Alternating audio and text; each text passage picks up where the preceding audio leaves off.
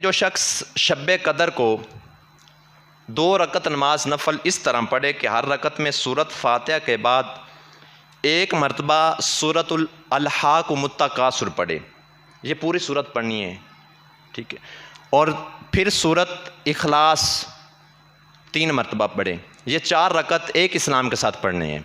4 रकत, हर रकत में सूरत फातिहा के बाद 1 मरतबा सूरत अलहाक मुत्तकासुर और 3 मरतबा सूरतुल इखलास कुल हुवल्लाहु अहद, ये मुकम्मल पढ़े।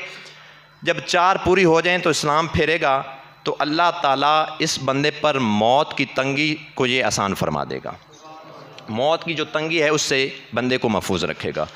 और फिर उलमा फरमाते हैं जो शख्स इस रात 2 रकत नमाज नफल इस तरह पढ़े कि सूरत फातिहा के बाद कुल हुवल्लाहु अहद, ये पूरी सूरत 7 मरतबा पढ़े और सलाम फेरने के बाद 7 मरतबा ये दुआ पढ़े, अस्तगफिरुल्लाह रब्बी मिन कुल्ली ज़म्बिन असनबतुहु व अतूबु इलैहि, तो वो बंदा अपनी जगह से उठ नहीं पाएगा तो अल्लाह ताला उसकी कामिला बख्शिश फरमा देगा और अल्लाह ताला उसके वालदैन को भी बख्श देगा और अल्लाह फरिश्तों को हुक्म देगा कि इस बंदे के नाम का जन्नत में जाकर बाग लगा कर आओ।